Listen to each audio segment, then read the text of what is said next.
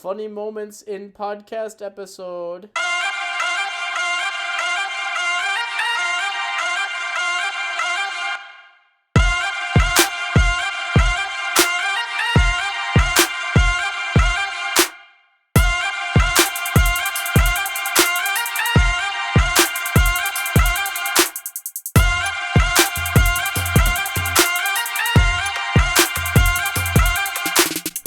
Welcome back, everyone, to episode 18 of the Fortuitous podcast. It's been a minute for Drew and I. We've been on a little bit of a hiatus since we chopped up the last episode into 3 parts. But nonetheless, Drew, how you doing this I'm great, man. It's good to be back. We're recording this a little late. We're gonna miss our Friday deadline, but you know what?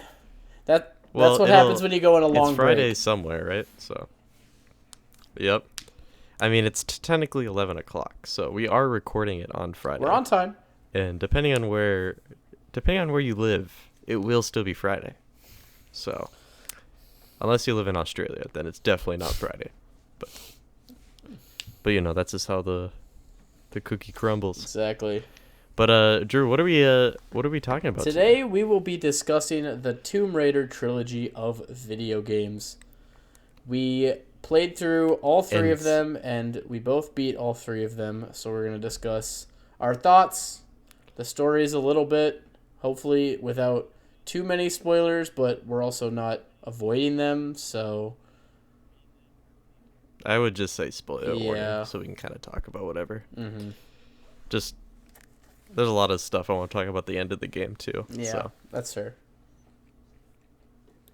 And to clarify, it is the Reboot trilogy. So the 2013 game, the 2015 game, and the 2018 game, which was Tomb Raider, Rise of the Tomb Raider, and Shadow of the Tomb Raider, if anyone was curious.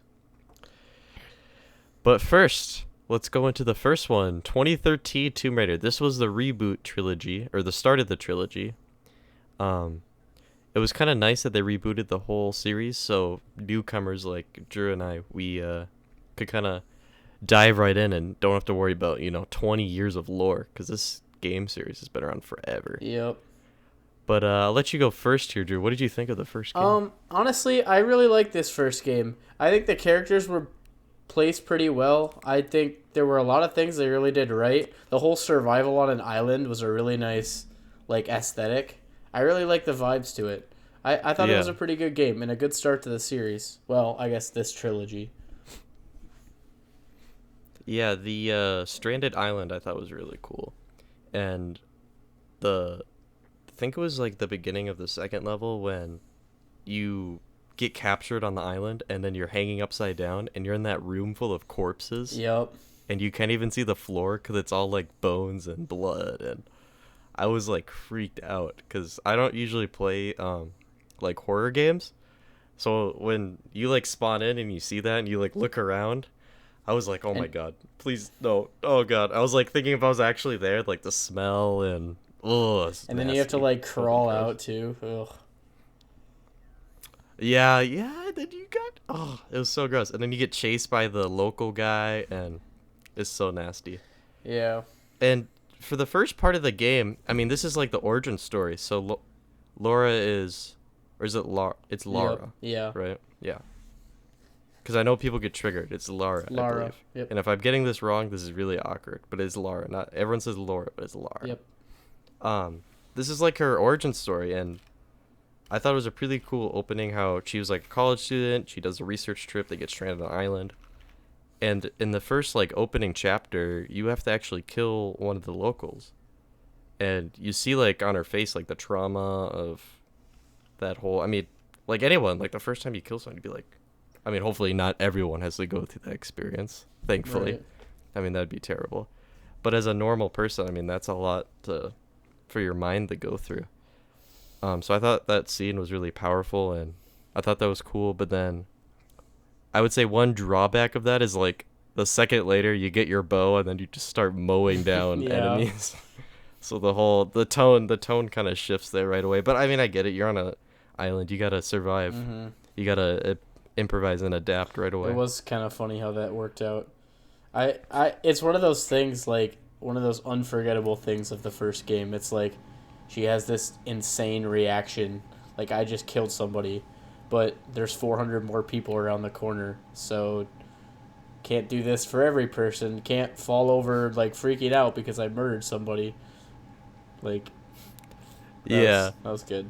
And I think that's a drawback of the game media in general is, well, you've even seen those memes where it's like your DLC suit shows up in the cutscene or whatever. So a lot of times the story that the people are trying to tell in the cutscenes doesn't always translate the gameplay.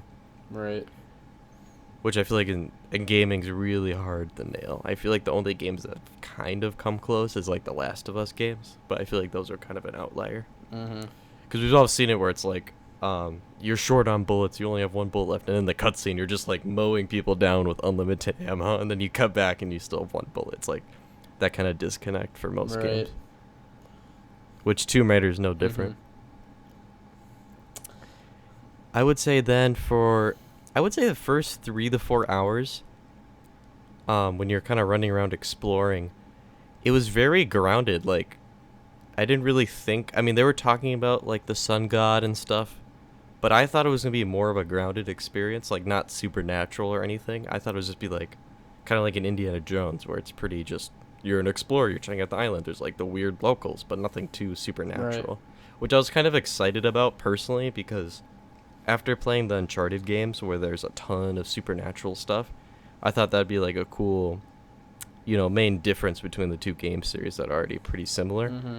But they ended up going that way with this game with the Sun God, and the other games they also go pretty supernatural, which isn't bad. I just would have preferred maybe if it was more grounded, but that's more of a personal preference for me. But when you're not worried about the sorry, I'm losing my train of thought here. When you're worried about the sun god or anything else, just the exploring the island, I think the traversal, like the vaulting, climbing up walls, a lot of people think that's boring. I don't know why. I mean, I guess it's not like skill based or anything, but I had a lot of fun with that. Right. And my opinion of that is, I agree, I do enjoy it, but it's more to an extent. One of the things I don't like about games like this in general, where it's like an open but not like super open world, is how like you go somewhere on the map and you'll have like a central hub area and there'll be quests branching off on different paths, but you always end up in this same area. And that area is cool when you first get there, but it gets super dry when you're going there for like your 4th time to go a different direction and do a different quest. And that's like one of my biggest critiques for all 3 of these games, actually, is they kind of have like a central hub and you go there and then there's a path, you go that way for the story and you somehow manage to get back there and then you go a different way for the story and come back. I think that gets a little tedious, so that's one of my bigger critiques of the game. So I can understand why people would think the climbing and traversal of the terrain gets a little bit dry, especially when it's in like the same spot every time. So I can kind of see where that argument comes from. And I agree, yeah, it's like the semi-open world where it's like you have the little pockets where you kind of run around. It's still kind of limiting. Like there was a lot of times when you're like in the thick forest, you're like, oh, I want to go over there, and then it's like an invisible wall, or you can't vault over this tiny rock because it's technically not where you're supposed to go, which was a little frustrating. Right. But I would say overall, just, I don't know, for me, I really enjoyed it, even though it does get kind of samey over the 10-15 hour gameplay, or 15-hour time it takes you to play the game. Right. I would say if we go into the main story about the sun god, you have the side characters like Jonah, which actually comes back later in other games. Yep. And then also Roth, I thought was a really cool character. The other ones seem a little forgettable in my opinion. Like, I'm looking at the character list here, like Alex, the nerd. He was like the stereotypical nerd guy. I mean, he had his cool sacrifice scene in the cruise ship. Right. But he's also pretty forgettable, I'd say. Yeah, I gotta say, though, one thing I do like about how they wrote this story was they weren't afraid to kill off characters. That's a big spoiler. But, yeah they weren't afraid to kill off characters. Like, a lot of games like this, it's like, oh, we're trapped on an island, but then they like find a boat and leave, and everybody's alive and fine. But this game, it's like Yeah. your whole squad kind of like either dies or comes close, and it's kind of a nice change of pace compared to other Yeah. games where it's like, everyone gets to live and everyone's all hooty tooty and happy about everything. That's one of the things I gotta Like say. most superhero movies Yeah. nowadays. That's one of the things I gotta say I really appreciate about the first game's story. I definitely agree, because the only thing I don't like about, even though obviously they have the balls to like kill main characters and stuff, is I feel like you don't get enough time with them to really care. Because I didn't really feel, other than Roth, which is like kind of like her mentor, because after her dad passed away and stuff, but Right. other than him, I didn't really feel like anything for the other ones. I was kind of like, yeah, whatever. Right. And one of the things that they did pretty cleverly, in my opinion, was in the other games, Lara kind of talks about some of the things Roth taught her every once in a while, but they kind of leave the forgettable characters in this game. But I do like how there's some callbacks to Roth in some of the other games. I remember hearing, I can't pinpoint anything specific, but I feel like there was a time or two where she's like, Roth always used to say this or something like that. It wasn't like crazy, and it's not like they're calling back every character, but I did appreciate how they would do it for a few. Yeah, and then it kind of gives some fan service to the people that played the original game too, which is Right. nice. But yeah, when you're not running around, climbing, or traversing, the other side of the gameplay, I'd say, is the combat, which I'm gonna be honest, in this game feels a little clunky, especially the gunplay. And the melee just seems a little off. And I know it's 2013, so the game's a little bit older now. Right. But at least for me, it just didn't feel like very natural or anything. And at least for me, I played on a controller, and I know this was one difference between you and I, Drew, because you played on mouse and keyboard. Yep, correct? I played all three on mouse and keyboard. So I don't know if that changes our experience at all, because I'm pretty sure there's zero aim assist on a controller. But so that made that certain spots really challenging. But I don't know, like for any type of games like this where it's single player, it feels more natural for me to use a controller. Right. It just feels like mouse and keyboard feels more clunky. Mm-hmm. But I did say at certain times I did use a mouse to aim with the bow. Yeah. Like I'd use the left hand to use the run around on the controller, and then I'd grab the mouse, like, because I kept dying in the same spot sometimes. I'm like, screw this. And I switched to the mouse, and I just started landing headshots everywhere. I will say, though, to your point, I don't feel like the combat was bad enough to feel like out of place.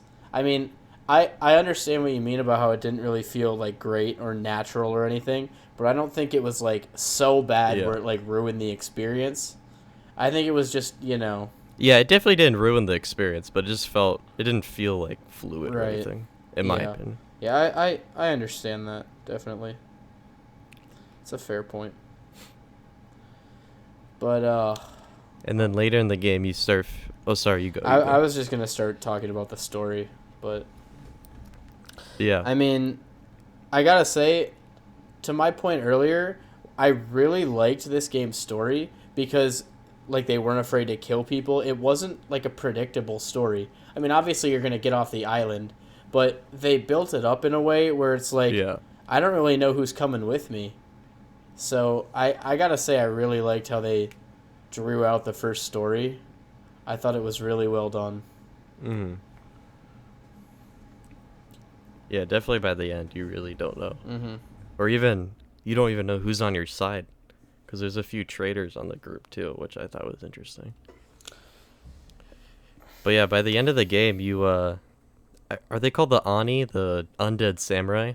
That was another supernatural thing they kind of played into. Right. I thought those were fun to fight against. Yeah, they were interesting. I almost wish I could have got a bit more. It was one of those things where they kind of saved it for, like, the last few missions. But... Yeah, because throughout the whole game, they kind of tease, like, you hear the stomping, and then you hear the locals like talk about how scary they are, and then, I mean, don't get me wrong, the character designs, how they look and how they attack and move, I mean, they're pretty scary, but they're not. I feel like they kind of overhyped Yeah.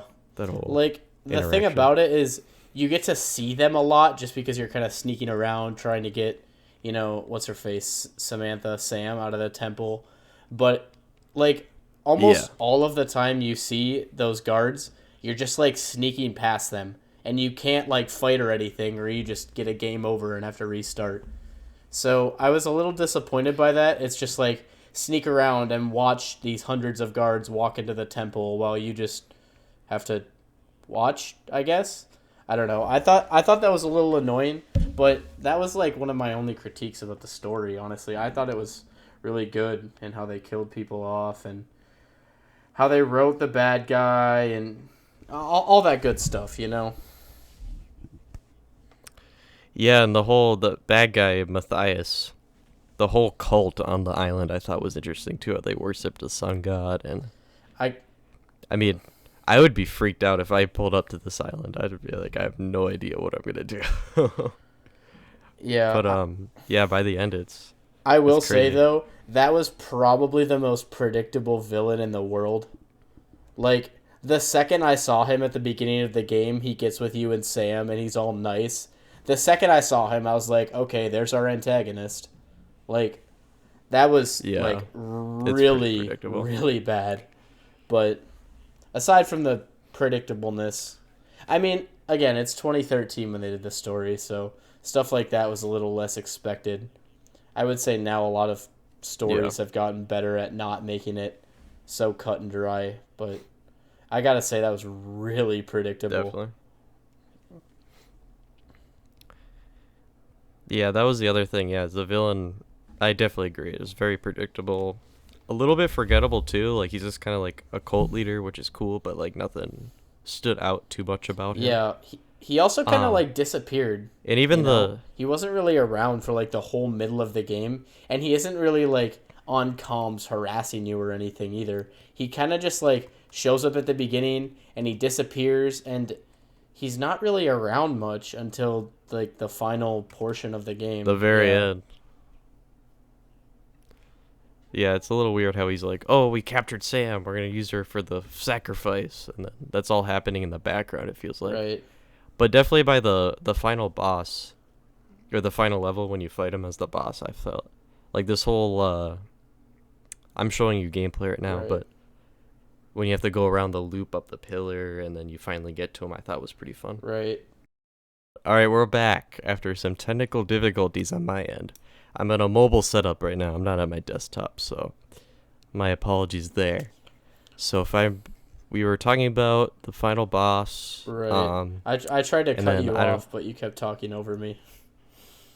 Sorry, you can continue with your thought Yeah, then. that's all right. But what I was saying, this was the final boss where you get dropped in the ring and you only have like your knife, right?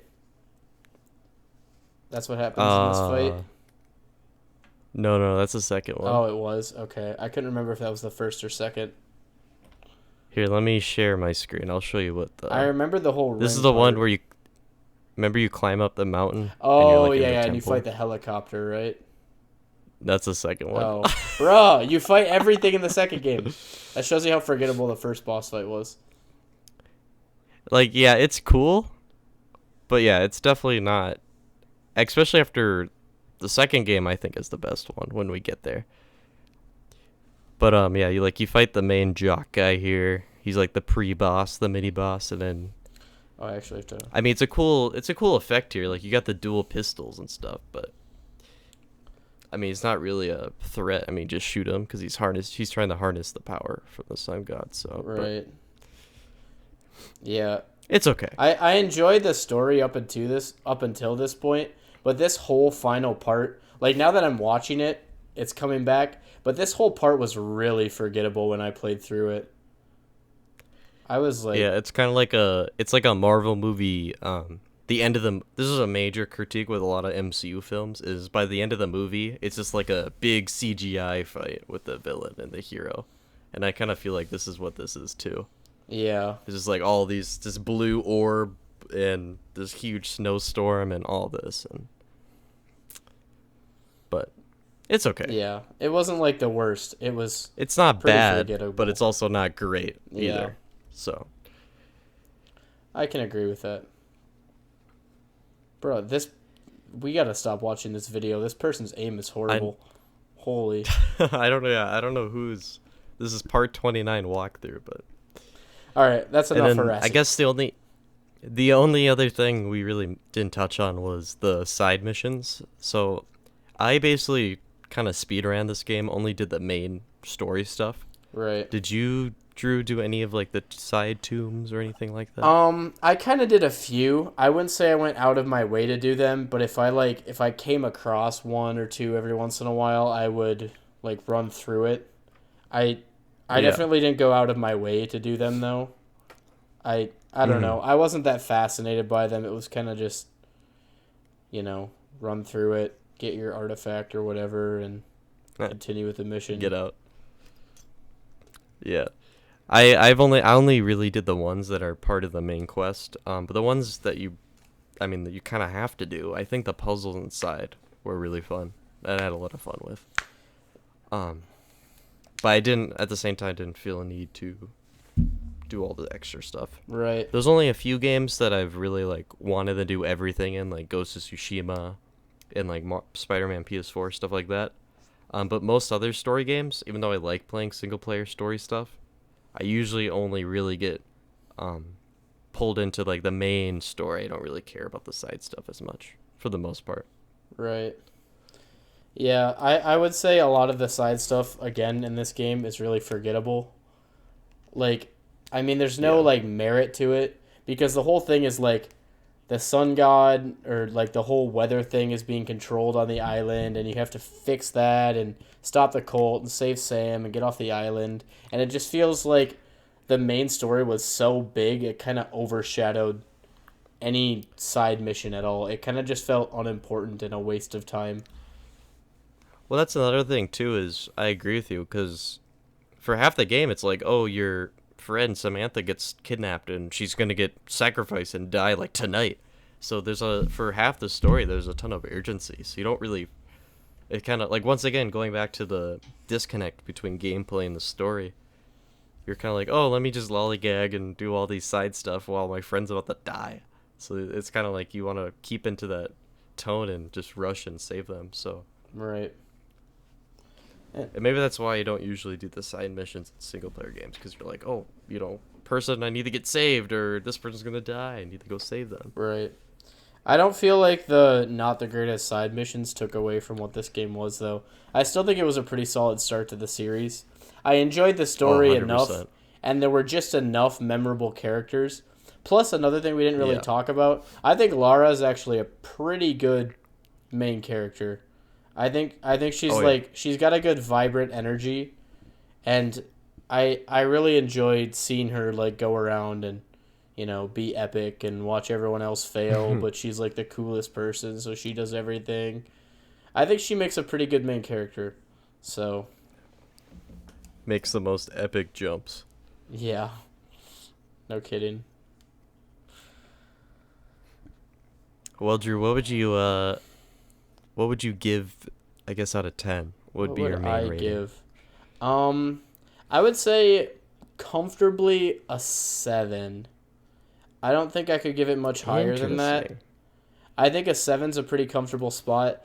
A lot of the characters were forgettable. A lot of the side missions were forgettable. I didn't like the, like some of the exploration where, like we were saying, like a semi-open world where you kind of end up in the same spot and everything happens from there.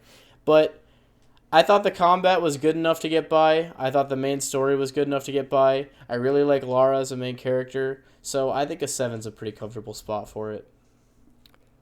Interesting. What do you have to say about that? I think I agree on most of it. Like the story, I think is pretty good for what it is, but not like crazy or not. It's pretty average. So I mean, it's good, but not like crazy good. It's like a classic Indiana Jones type story. The traversal, the exploration for what it is, semi-open world, I think I had a lot of fun with. I think the combat was a little lacking and could have been more, but for what it wasn't too bad. If it was just a little bit less clunky, I think I would enjoy the combat a little bit more. For the characters that you do get to know, I really enjoyed, but then the forgettable ones when they died, didn't really care that much. Um, but I would say probably about the end, I'd probably give it about an 8 out of 10. It was still a lot of fun at the end of the day. So definitely worth playing if you're into any type of, if you like Indiana Jones or any type of just exploration. So Yeah, that's fair. all right, on to the second game, Rise of the Tomb Raider. Boy, do I got some heat for this one. I got some heat for this one too. So can we just talk about 2-year gap, and the graphics are like insanely better, dude. Like the game, it's insane how much better it looks. Yeah, it looks so good. That was really weird. It's such a culture shock because in the first game, Lara kind of has. I don't really know how to explain it, but her eyes kind of look like they don't really fit on her head. She just looks really weird. And I remember right when I started the second game, I was like, wow, like that is crazy how like much better it looks. It was unbelievable how much the graphics changed between the first and second game. Between the second and third, it wasn't super crazy. It wasn't super noticeable. Everything looks pretty good. But those first two games, it's like, it doesn't look like 2 years. It looks like about 10 years. It's unbelievable. And I guess to be fair, 2013 was when the Xbox One came out and the PS4. So this game was mostly probably developed for 360/PS3. So obviously the graphics aren't going to be crazy. They haven't really been able to take advantage of the new hardware yet.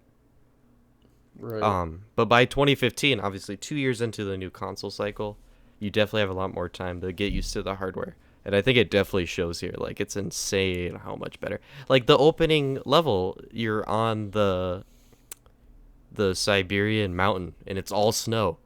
And you're wearing your snow gear, and you're walking. And each step, it, like, makes this imprint into the snow. And it's, like, permanent. And it just renders all that perfectly. And it truly looks amazing. Especially after spending 15, 20 hours in the first game. Right. Yeah, it's unbelievable how much better it looked. But yeah, going into the... Sorry, you go. I was just about to start saying, I'm not saying this game was bad, but I'm just going to say I don't have a lot more good to say about it. I gotta say, I was really, really upset with this game's story. It was unbelievably predictable. Like, there were a few elements in the first game's story that were predictable. And, I mean, I've played a lot of games like this, so it's kind of easier for me to predict stuff. But, man, I knew every single twist, like, 3 or 4 hours before it happened. I was just, like, that's got to be my biggest critique about this second game. I was just rolling my eyes when they, like, threw a plot twist into the story. I was like, oh, wow. Didn't see that coming. Oh, wow, so cool. Like, I gotta say the story was a real weak point for me in this game. I was kind of upset. Very disappointed. Yeah, I mean, I'd say the main summary is the new baddies is Trinity, which is like this really old research group that's going off of, ancient treasures, blah, blah, blah. And then both Lara and them are chasing the key to immortality, whatever that is. Right. And it's supposed to be hidden inside the Siberian mountains, which is kind of the gist, and I feel like that's the deepest we really go into it. Mm-hmm. When you talk about the twist, I'm assuming, are you talking about Laura's dad's girlfriend and then Jacob? I'm assuming, are the two you're talking about? Mostly Jacob. The second I saw him, I predicted that was coming, and I was so disappointed. What you find out about Jacob, spoiler zone, but what you find out is the whole game you spend you figure out about how this ancient tribe had like a prophet who could heal people and like did all this stuff, kept people alive, had all these divine powers. And you meet Jacob fairly early in the game because he's like the resistance leader for the tribe.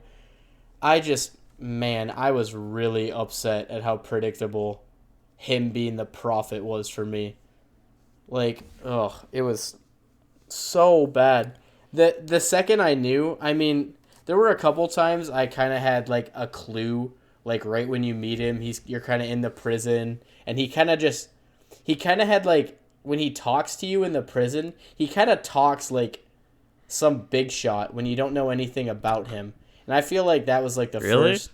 I kind of thought so. He kind of said some stuff. I don't remember exactly what it was, but he's kind of like, you don't know how much you'll need my help or something like that. It wasn't exactly that, but it was something along those lines. And it really set me off. And I was like, either this guy is actually like really important, or this is just like some stupid side character they're writing off as a joke. And I was kind of disappointed to see that he was like actually important.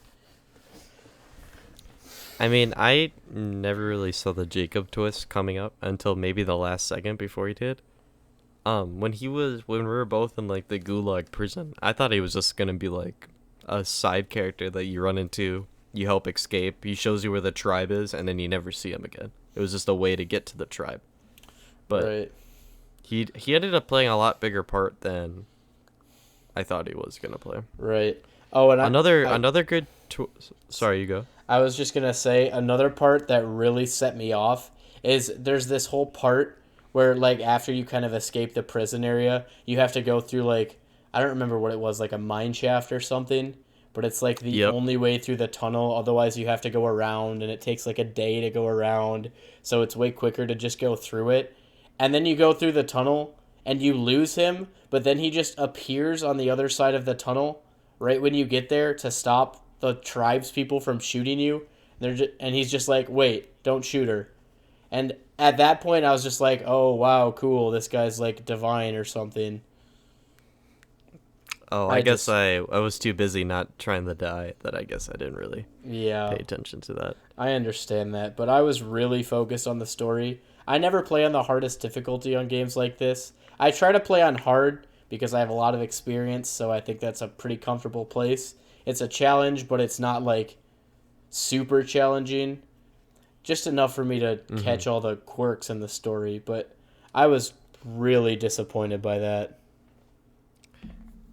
Speaking of difficulty, I think that's a good transition here because I made the big mistake of playing on Extreme Survivor, which, PSA to anyone watching, do not play on Extreme Survivor.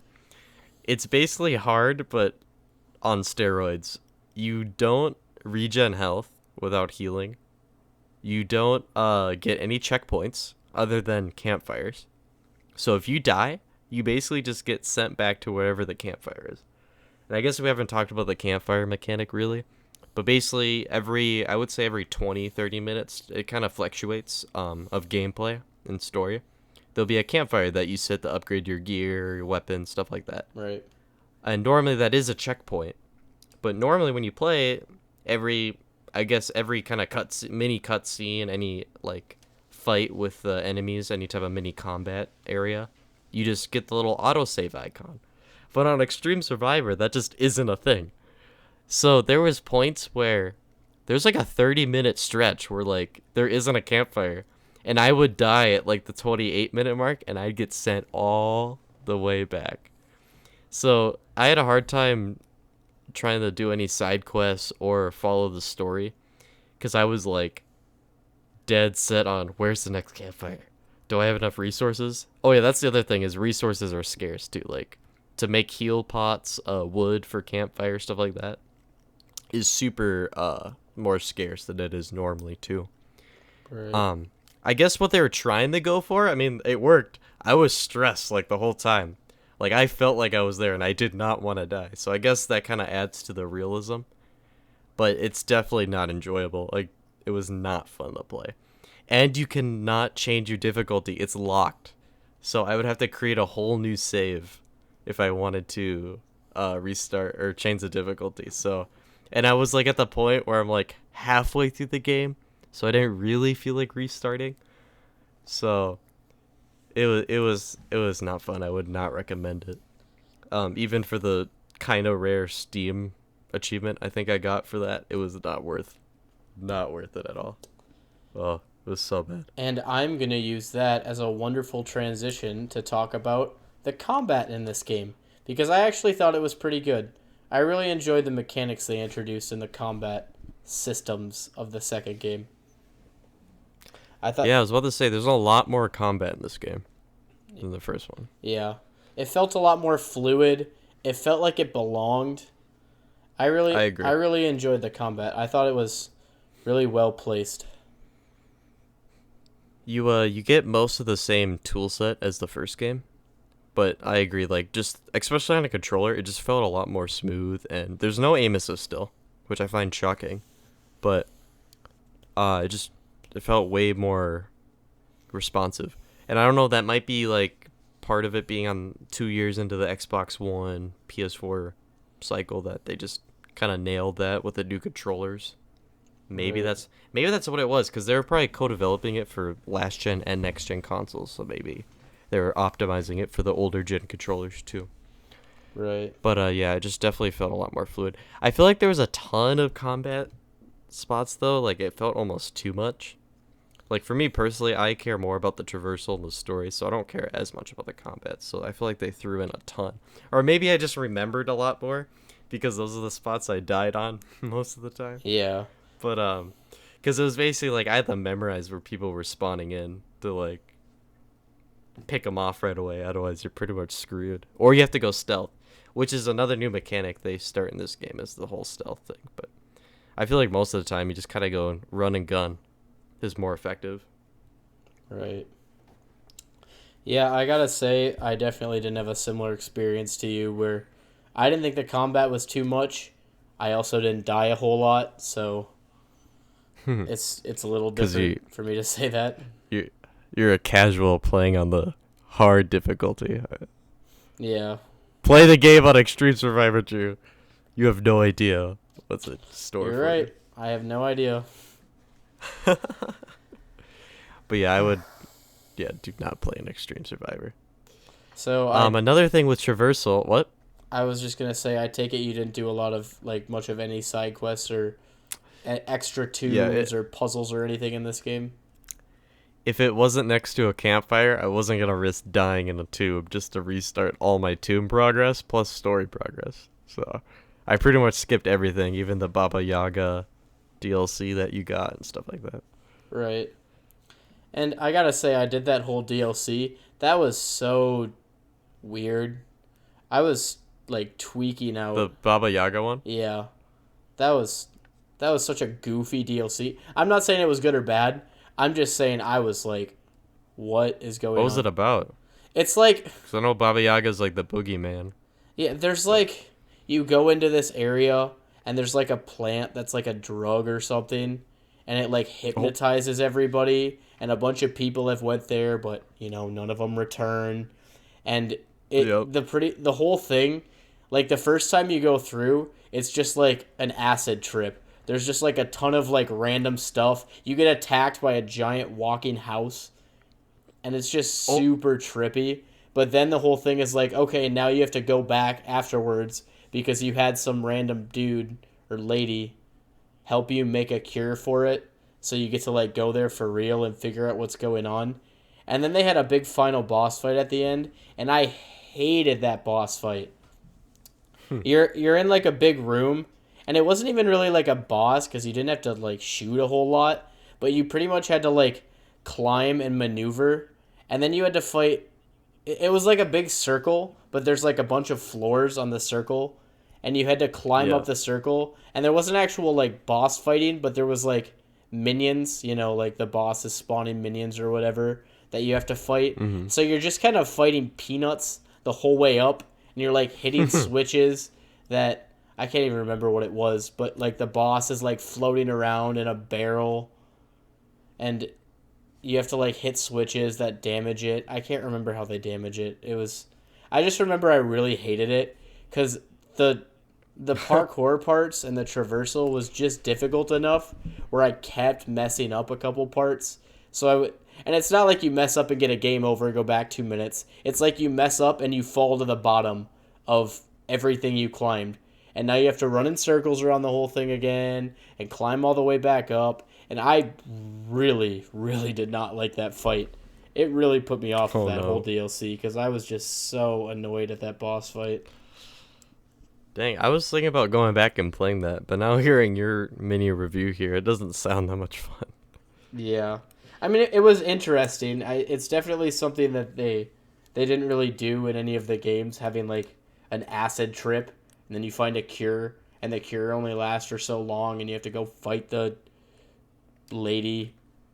And Yeah. it kind of had like a mini story where like the girl you got the quest from, it was like her grandpa that got lost, and you find him, and he's still alive. And the lady that's the big witch that you're fighting in the boss fight is like, it's his wife. So the daughter that you're helping, you find her grandpa alive in there, and his wife is like the witch. So it's kind of a nice like reunited story when you beat the boss, and they're like, "Oh, it was you this whole time. Now we can live happily ever after." But man, I hated that fight. It was enough for me to like. I distinctly remember I was so upset at the fight that I tried it once and I lost once, and I had to take like a 2 or 3 day break from the game because I was just so set off from the fight. Oh no. It wasn't good. I didn't like it at all. I'm sure some people saw it differently, but I did not enjoy it.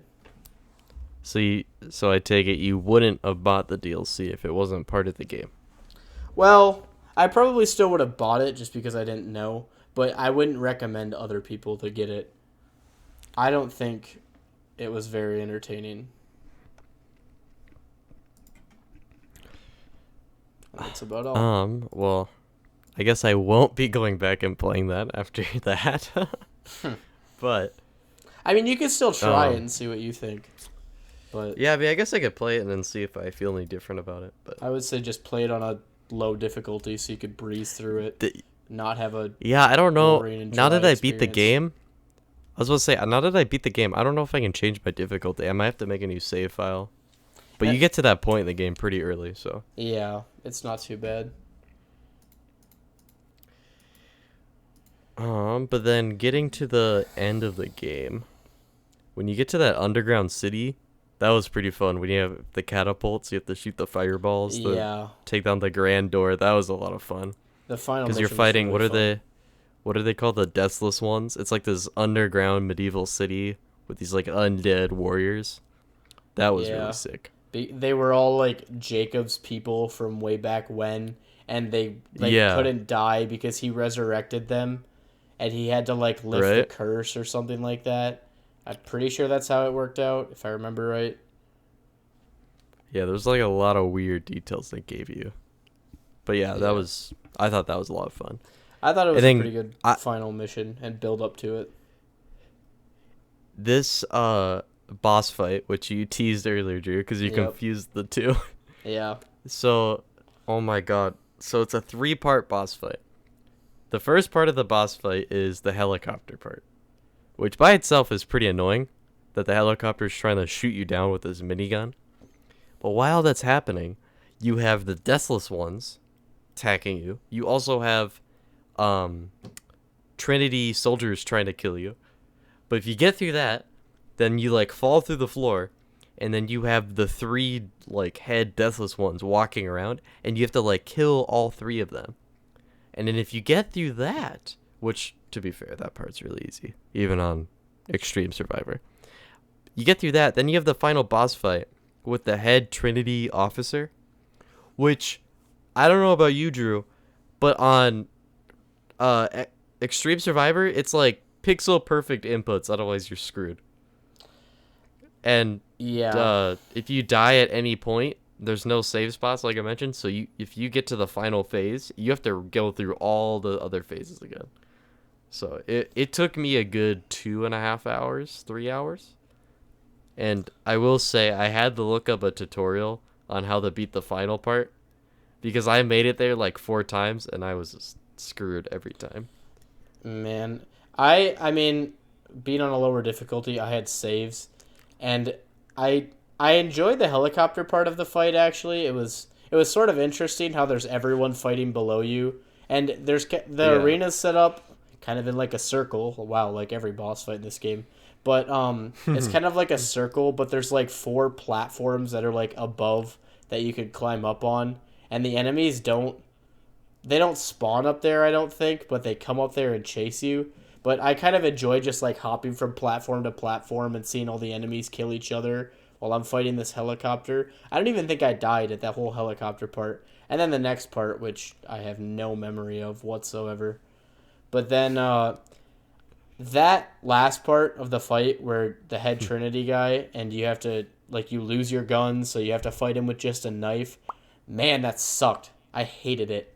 I didn't look up a Right? tutorial or anything, but that part still took me like an hour. I was just so Well, upset. at least when you die, you restart Yeah. that interaction, right? Yep. So I you could literally like just kind started of at the start of it. experiment. You can experiment and like try to figure it out. But for me, it's like, oh, you get one shot and then you have to restart the whole thing. So I was like, okay. I mean, you still have to do it, right? But Right. that I was did so bad. not enjoy that part of the fight. I mean, it, I it did was a not either. cool It was idea, terrible. but I think the execution was horrible where it's like you have to hide from him, and if he sees you, he like shoots you and you get mauled instantly. If you don't hide, or if you hide from him right, you get a stab and then he starts shooting and you run away and then hide behind cover. You have to like walk in It's circles. That's what I did my last time when I beat him. I was like walking in circles around all the cover in the room until he was exposed, and then I just ran up and stabbed him and left. But I hated that part of the fight. That was just it's horrible. it's very choreographed. Like if you don't do exactly how they wanted it to go, it's like you're screwed. So it's more instead of like figuring out how to beat them, it's like figuring out how they wanted you to beat them. So there's not much of experimentation or different ways, I guess, methods. Which kind of goes back to when it's like semi-open world. You can't go that way. You can't explore that way. You can't fight them this way. It's like this set way they had it, which was a little frustrating. Right. Now, I might be bringing up something from the third game here, and I apologize if I am. But was this the game where part of the story was like there were those ice circles and there were a bunch of soldiers walking around with flashlights? Was that this game or the third game? I think that was this game. Do you know I what I'm think it was talking this about at one. all? I don't, but there is a lot of scenes where you're underground at like the ice Yeah. I remember areas. one of So my least favorite scenes, or one of my least favorite parts of this game's story. I'm pretty sure it was this one. I could be wrong.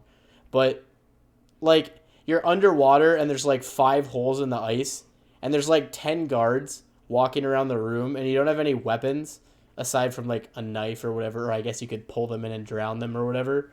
But oh, I remember that. Yeah, yeah, yeah, you yeah. have to like swim from circle to circle and find guards that are standing backwards so you could pull them in and kill them. But if you get caught at all or get out, you just die immediately because they all have guns and you can't defend yourself. That What? you, I did you- dude, I what I did was you do the stealth kill, you pull them in, and then I swam all the way to the back corner, and then I crafted one of the another new feature in this game was you craft the gas arrow that's like poisonous, and I bait them all into one quarter, and I just shot one gas out, and I like got like a multi 5-person kill. It's pretty sick. I wish I was smart enough to do that, dude. I did it like strategically one by one, like go underwater, Which take yeah, one, go back underwater, and then they all kind of fan out to their own holes. So you kind of have to sit in specific spots to wait for them to expose themselves. That part was, it wasn't as bad as the final fight with the knife, but almost. I took almost an that was hour at pretty that tedious. part. I really disliked it. It was unique and cool, but man, that was ugh. I hated that part. Definitely. So the moral of the story is I have a lot of critiques about specific parts of this game's story. I don't have a lot of things that I really liked, but I have a lot of things that I really didn't like. Here, So I'll what'd throw you- in a silver lining. I did really like how they added Jonah back into this game. I really like Jonah, and I think he's a really well-written character, and I liked his sense of humor and his energy he brought. I think he was pretty He's good. very wholesome. Yeah. Yeah, I did like him. That's my only silver lining, So, though. what would you give the number rating then? This one's tough for me to give a number rating because I enjoy the combat and like the feel, the graphics, the vibe of the game a little more. Also, another thing we didn't really talk about, I really liked the setting of like it was like the Siberian mountains and it's snowy and Oh, really? I did. I thought it was pretty interesting. I really liked the setting. But Other than the first part with the snow that I thought was really impressive, I kind of got sick. It was kind of dark, gloomy all the time. Overcast clouds. It wasn't very... Even when you get to the city where it's like melted snow, so it's like the little forest, I don't know, it just... yeah. The whole set piece I feel like was kind of a step back. Like the first part was cool, but then it kind of just got old, I think, after a while, because you don't really move or go to different areas. So I did like their Wow. idea of like the Russian compounds and stuff though. I thought that was pretty that was cool. interesting. I did like that. Yeah, Yeah. that So was neat. there were a lot of things I liked about this game, but I really didn't like the story at all. So I think I would stick with what I believe and give this one another 7, just like the first game. But I think they have completely different strengths and weaknesses. I think they improved in some and then went down at others slightly. Yeah. I would say, obviously, the combat got a lot better, like the controls and everything, but I feel like there was way too much combat. I preferred more the exploration part. Right. Story was okay. It was hard to focus on it when you're trying not to die constantly. And then the final boss fight kind of put a bad taste in my mouth at the end. So I'd say my personal experience was a 7, but I think if I went back and played it like on a hard or normal difficulty, I think I would enjoy it a lot more.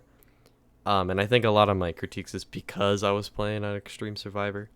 So I'm going to give it an 8 just because I think most people, if you play on a normal difficulty, it's going to be a lot more fun. Right. Because half the time was just me being frustrated that I died and lost 45 minutes of progress. So, I understand. So, I yeah. respect that. but last, but definitely not least, we have the 2018 Shadow of the Tomb Raider. I got a lot to say about this one. Oh yeah. I don't know I'm about just- you, Drew, I'm but just this gonna is drop it definitely the right now. best. Yes, highlight of the series by far. I know you said graphics-wise it didn't look that much better. I think this one looks amazing. Like, I play this on the Xbox Series X on a 4K TV, so it looked great. Like, every moment of this game just looked amazing. I think it looked like really good, but I don't think the graphics were like stunning compared to 2. It wasn't like a huge leap forward because I mean they were kind of made for the same console, so they were kind of made in a similar way. I I think the only reason it looked a lot different is because I think they got the lighting down a little better for the setting you're in. Because that is one thing this whole trilogy does really good. The first game you're kind of on like a weird island with a cult. The second game you're kind of in the snowy Siberian mountains, and the third game you're just in the middle of a jungle in like South Africa or South America or something. I think right? Peru for Yeah. most of it. I think it was. Yep. So I thought it was really interesting, and I did like the jungle aesthetic. I was about to say the location was great. So right after the opening prologue, the game really opens up into this. I know we're talking about semi-open world. This one still is, but the kind of sandbox that lets you play in on the early part of the game in Peru is, I think, so good. Since I was smart and I did the second highest difficulty that wasn't the extreme or no, I did. They actually got rid of Extreme Survivor, so I did do the highest difficulty, but I was reassured that you can change it, which I didn't have to change because I will go into later. The combat's pretty easy in this game. But the setting, like the forest, the trees, the leaves, the animals running around, it feels so alive and lived in. I literally almost 100%ed that main area because I just had so much fun running around and trying to find all the different crypts, the side tombs. I did a bunch of side tombs in this game just because it was so much fun just to explore everything. Yeah. I agree. I did a lot of the side tombs and stuff too. I didn't like it kind of like my experience with the first game. I didn't go out of my way to do them. I didn't do every single one, but if I came across them, I did them. And this game I felt like it was a lot easier to come across things, especially Yeah. cuz like in the first two games, it's a lot of the time it was like because you have like a main hub, it's like you need this new equipment to actually do this like dungeon or tomb or whatever. So you kind of get turned away from a lot of them in the first game, and I didn't really want to come back. But the third game, most of the time when Yeah. you came across something, you could just run in and do it. You didn't need any extra equipment. It was kind of just go nuts, and I really enjoyed that. Mhm. And it made me like a lot more eager to do a lot of the extra tombs and stuff, and also collect a lot of the random collectibles. I didn't do a lot to pay Definitely. attention to lore and stuff, like when you find a random artifact or a random notebook or whatever it was you collected. Like I didn't read Mhm. into it very much, but I still felt inspired enough to go around and collect them all. I was the same way. Um, it was just they just nailed the whole exploration. I feel like exploration. I feel like by the third game, they just nailed every part of it. Like the story, the exploration. Why do I keep saying exploration? It's not milk. Uh, but just every aspect of this game, I think they just hit the nail right on the head. Definitely. It's definitely the best one. I think they've been talking about making a sequel. If they keep doing what they're doing with the last one, I think they're going places with it. I will say though, I do have one big critique in this game. I All right. I would try to look it up, but I don't know if I could find it. But there was one puzzle that I probably spent 3 hours on it. I Are you talking literally about the? could not figure it out. Are you talking about the light temple where you have to move the light Yep, around? yep, that one. Dude, That's what it was. that I spent that so long in same. there, and It I took was me just forever. pissed. I'm not even joking. I spent like 3 hours on it, and I was too stubborn to look up a tutorial. So I was like, I'm gonna Same, figure this out. same, And then eventually, I was same. just like, I'm gonna uninstall this game if I keep trying to figure it out. So I'm gonna look up a tutorial, and I did, and the solution was so stupid. I was just furious. It's It was literally like they make exactly it. what I did. It's overly complicated. They make it the way they I guess for everyone that's listening, it's basically it's this big room. There's a bunch of mirrors, and then the sun is coming down through the middle, and you need to reflect the sunlight using the mirrors to activate certain gears and rotating things that open up bridges and pathways to move around this room, because a lot of the floor is broken and it's like running water from a river. So if you fall into it, you instantly die because your head gets smashed. And the goal is to open up a bunch of these paths to get to the other end. But like the way they present it is, it looks so complicated. But you just have to flick like two of the mirrors and then you're done. But like you can spend like, you said you're like 3 hours. I think I spent like an hour and a half, like trying to do all the, like I think we both overthought how it works. But then after I beat it, I went on YouTube to look up a tutorial, and all the comments are like, "This is all you have to do." I spent so much time trying to figure this out, and this is all you had to do. Like that Yeah. was a major critique from a lot of people. So I don't think it's not just us. It's definitely not just us. Okay. I don't know. I think that was just a fluke on a design. I think Yeah. it's just the visual design of that tomb was a little off. But all But the other tombs I thought were amazing. The design, the puzzles, they really hit the difficulty curve where it's just hard enough, but every time you figure something out, you feel very clever, like, you yeah, know. So, I felt good about it, and I did. Yeah, I have to agree with what you said. I did like a lot of the other tombs. I felt like they had a good good incentive too, because this was the game. I don't think they yeah. had it in the other games where you get like a new skill for completing the tombs. So it actually felt Yeah. like really rewarding to beat the tombs because it's like you get this cool new skill, and to be fair, I didn't use a lot of the new skills I got, but I still think they were pretty cool, and I thought that was a really unique idea to keep me interested in doing more tombs, because it's like, what ability am I going to unlock next? So I thought that was really well done. Yeah, the new feature in this game too, like you said, the skill tree, I thought was a lot. It was a really cool feature they added, and it kind of lets you Yeah. choose like between combat, traversal, exploration. God, I don't know why it's that word. I don't know why it's trolling me tonight. Yeah.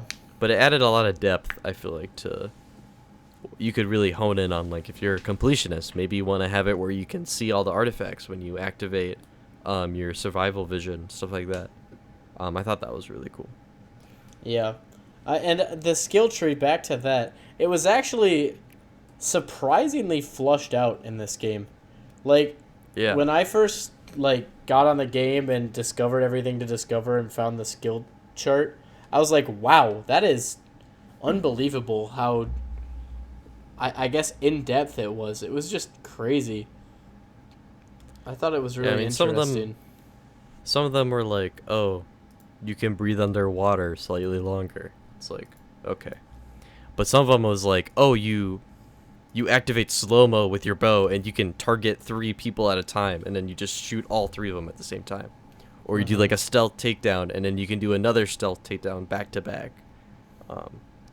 So it was a lot of fun. There's a lot. I mean, they weren't all equal in effectiveness or coolness, if you will, but Yeah. I think overall it was a lot of fun trying to read all the descriptions and see which one you want to go for. Mm-hmm. Another thing that was part of the skill tree was the weapon upgrades. Because do you remember about the middle of the game, once you get the Paititi, that there's like the weapon shop that you can buy upgrades for? Yeah. Did you get the silencer for the pistol? I'm pretty sure I did. Wasn't there like a DLC pistol that was like super overpowered? Well, it I was the swear there gold one. was. But Oh, the yeah. one I had, it just made the guns gold. It didn't actually make them better. It was just like a skin. But Mm-hmm. anyways, the merchant guy, if you bought the silencer pistol I'm or pretty like sure the that was silencer DLC. attachment, or I mean, I still had to buy it, but Mm-hmm. it was really expensive. But it basically is like the bow, because you use the bow to be silent. But it's like, what if you could use a gun and still be silent? So that was a lot of fun because you could literally just pop headshots and like no one would notice. Yeah, I feel like there were a lot of weapons like that I think they're DLC. I haven't done enough research to know for sure, but there's like I wasn't there like a suppressed there was like a suppressed variant of every single weapon, and they all just had like off the charts numbers for like damage and stuff. So they were Yeah, just if you can get them like almost instantly when you start playing, and they're good for the rest of the game. And that I must I I I don't know. In my opinion, that might be to what you're saying about the combat was really easy, because I think that was a part of it. There's just these overpowered weapons you can get immediately. I mean, I know you played on Steam, so you might have gotten a different version of the game than I did. Because I bought the Maybe. game in 2018, but I haven't played it. Like, it was still in its wrapping until 2021. So I think I have like the launch edition still. So there might have been some DLC that was just they gave you for free on Steam. But I will say by the end of the game, I had all the weapons maxed out, and you're pretty much cracked at that point. Especially like the AR. I think it's the AK-47. Like, it's stupid how easy it is just to drop everyone. Yeah, So, they give you like absurdly good weapons in this game. and then the pistol, if you put the silencer on and you get the 30 round mag, it's like one shot everyone. So it's like pew pew pew. And of course the AI, they don't hear anything. So Right. so you just basically steamroll everyone without even knowing. Right. But yeah, the I didn't mind the combat because there's a lot less in this game. I feel like this game was the perfect balance between combat and traversal and exploring. But when you were in combat, I feel like it was a lot more fun because I was playing on the highest difficulty and it still wasn't very challenging. I don't know if that was because I was playing Extreme Survivor in the last game, so it kind of felt easier. But I don't know. I feel like it was pretty much a cakewalk. It was definitely the easiest out of the three, I'd say. And I didn't use Yeah. my bow much. I didn't ever really use my bow in this game. Yeah, I felt the same way. It's like once you get the like good suppressed pistol, and there was an AR too that I used a little bit, but I Yeah. pretty much used only the pistol the entire game. When I ran out of ammo for it, I was like upset. Like, what do I do now? Yeah, Do I right? just beat him up? And Yeah. I played the first two games back to back, and then I kind of took a break and played the two Last of Us games. And I don't know if you know, Drew, but in those games, the most amount of ammo you have is like maybe 3 or 4 bullets. Like you don't have a ton. So going back and playing the Shadow of the Tomb Raider, and it's like, oh, you have like 40 rounds. I'm like, okay, here we go. Just like lasering everyone. Yeah. So it's kind of funny going back and forth between two different games like that. Mhm. But that was a lot of fun. I guess the story I also really liked. The whole, you have the dagger that triggers the ancient cleansing event of the entire world. That was Lara's fault because she grabbed the dagger. She's like, oh, look at this ancient artwork saying how the apocalypse is going to happen. Man, let me grab it. Which, Yeah. I mean, you can't really blame her because it's in her character, right? I mean, you're an explorer. You're a Tomb Raider. You're going to take the loot, right? So it makes sense. But Right. the whole story with Dominguez, who's kind of like the main bad, and the whole prophecy of them, I thought was interesting, and the whole story with the Paititi, the hidden city in the jungle, I thought was really cool. Mhm. And then just the whole quest going around South America, I thought was a lot of fun. Right.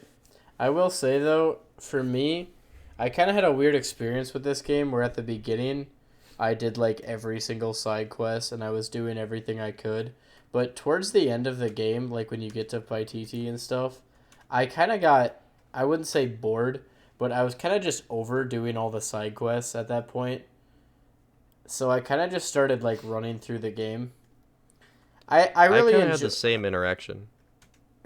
Or I Yeah. had the same thing. I think it's because that first or the second level when you're in that really open jungle is a lot of fun. But then I agree. Once you get the Paititi, you're kind of like, Yeah. It don't really want was to do this anymore. a little bit of a turn away. But there were some really good, really well done scenes. And I agree with what you said about Dominguez. I thought it was really interesting to have him written as like the leader of all of Trinity. I thought that was a pretty interesting mix. And to And then see that like Trinity's like super old. Like they've been around forever. I thought it right, was interesting. and then to see like he's chasing after the same artifact as you, and he's trying to become like a Mayan god or whatever. I thought it was cool. I did. I liked it. And I'm And assuming you want to talk about this because you just brought up this video. But the Jaguar dude, boss fight in the beginning of the game was so cool. right? Dude. So, speaking of the favorite part was obviously I've been saying this the whole time was that open kind of jungle part in the beginning of the game. But as you're exploring, you just see like a little thing of blood. And you're like, "What?" I'm trying to find Jonah and the other guy. But I talk about forgettable, right? The other guy. I don't know his name. But The then you find the pilot, didn't blood he of die yeah, the anyways? pilot. Yeah, this is the pilot's blood. So you see like Oh a little yeah. bit of blood. You're like, "What?" You see a little bit more and you follow the path until you like go into this random corner of the map. And then it triggers this cutscene. And this cutscene, oh my god.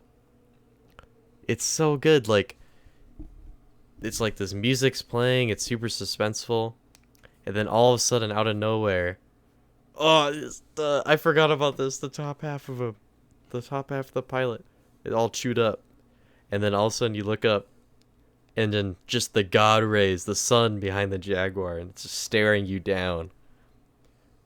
Oh, dude, this scene was so cool. This is like a highlight for the game for me. This whole Jaguar interaction, I and how did Laura's too. just trying to stay as still as possible, trying not to provoke it. Oh, so good. I love this scene. Yeah, this was a really interesting portion for me.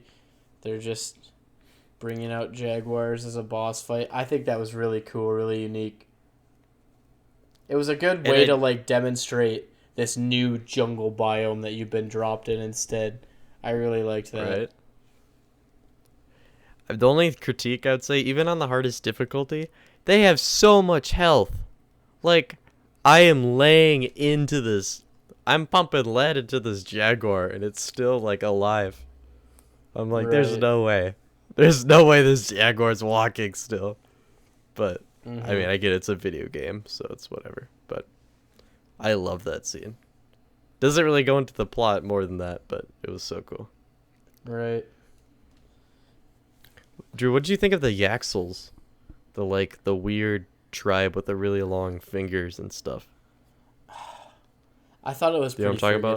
forgettable. Yeah, I think I do. I thought that whole part was pretty forgettable. I didn't. What? I I don't thought they were know. cool. They're I really creepy too. They were kind of cool, but I just didn't. I don't know. I didn't remember a whole lot of it. I kind of thought it was Well, just it came and went. It was cool that they came remember to the your side for the final fight, though. But aside from that, I didn't. I don't know. I thought it was just kind of one of those things to add to the plot. Well, I thought how they were introduced was really cool. Because obviously the whole time you're fighting Trinity, and then at one point you get the Trinity walkie-talkie, and then they're like, "Guys, have you seen the? There's a thing in the forest," and all of a sudden you hear like this roar, and this like growl, and then all of a sudden you hear the guy like screaming, and then you see them like cut across the screen like all black, so you don't really know what you're looking at. So you don't really know what they look like until later in the game. And I don't know, I just thought they were super cool. And then obviously by the end, like you run into the queen, like you said, they team with you, and that leads up until the final fight. Right. Speaking of Which, that, oh my now that god, we're there, the oh, final boss.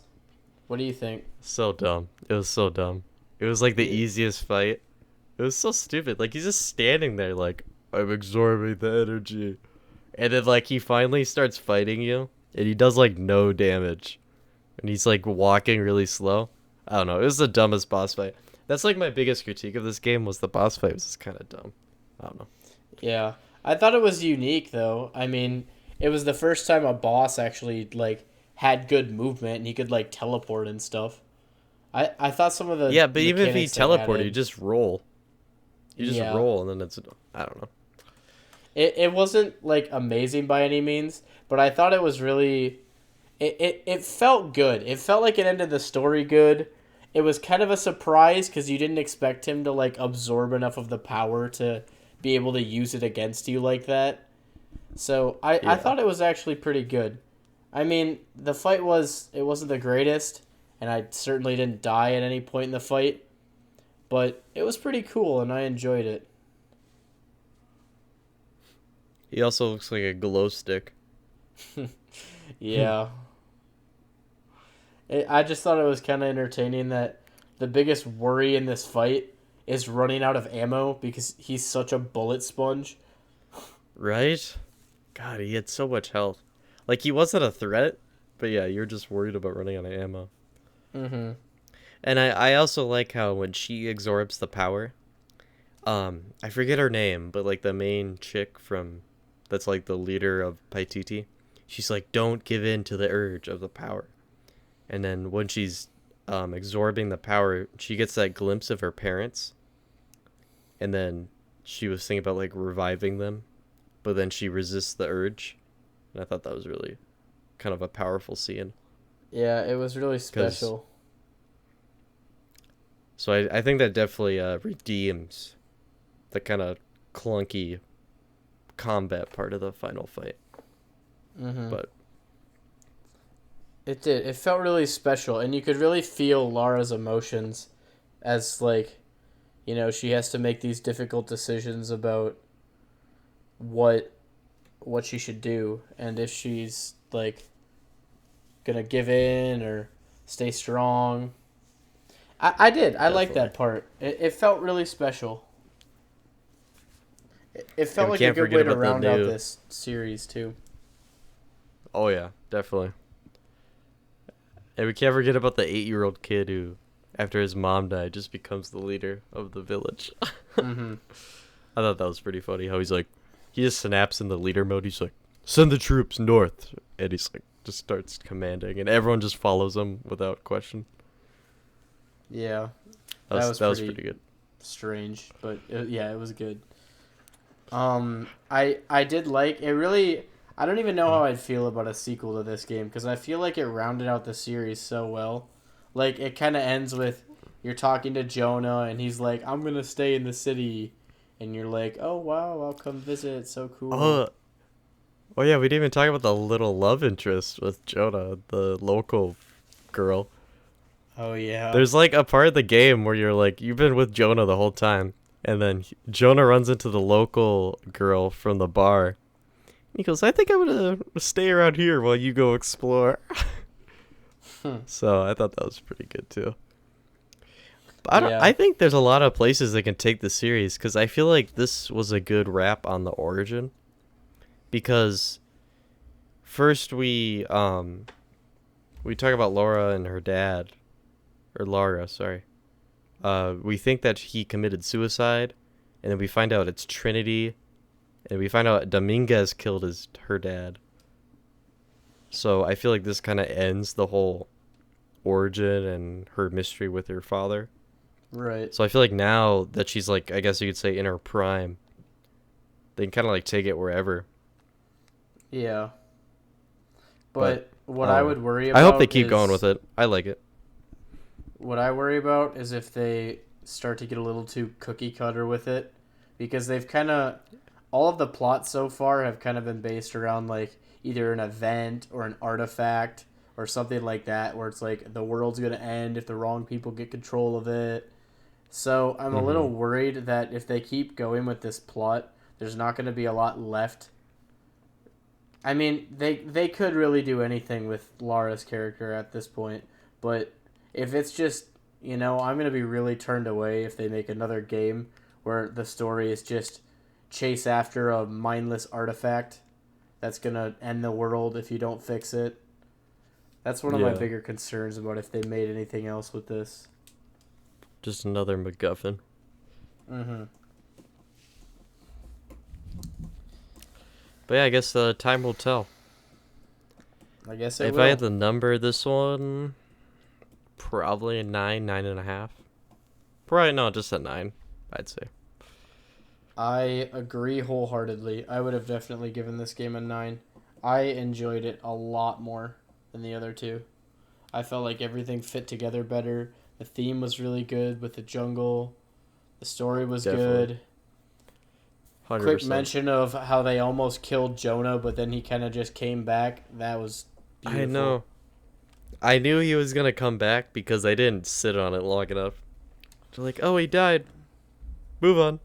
I'm like, he's coming back. Yeah. Just like how, well, I won't go into that. But yeah, I thought that was good. It was pretty good. Well, Drew, any closing thoughts here? I don't have much else to say. I think I've put it all on the table. The first game it was all right. The second game, it was all right. The third game was by far and away the highlight of this series. I think the trilogy, it goes good, better, best, in my opinion. They just keep getting better. Which is good. You want that. Yeah. Mm-hmm. I will say, though, in my opinion, I don't think these games have a lot of replayability. I don't think any of the collectibles and the artifact chasing and stuff was good enough to justify playing this game over and over again. But being a first experience, I thought it was pretty good, and I enjoyed what I played through. So I know I've been telling you, Drew, you gotta play Uncharted, because I think the story there is so much better than these games, but you gotta give a crack at it. Maybe we'll do an Uncharted episode if you ever... One of these days, I'm telling you. But even after playing Uncharted games, these are still really fun to play. So, and I might return to these I might return to these at some point, but I agree. There's not much to go back to at least. So, but you never know. I'll be here waiting for Tomb Raider 4, maybe in the next year or so. There are rumors that it's coming out somewhat soon, or they're gonna announce it soon. But you never know with COVID, so I guess we'll find out whenever. Any last thoughts, Drew, or you think? You know we'll be here for it if they drop a 4th game. We'll do a part 2. Alright, well, thank you everyone for watching. It's been great. And good to get back into the groove of things here. So, we'll see you guys in 2 weeks for episode 19. Whatever that shall be. Bye-bye.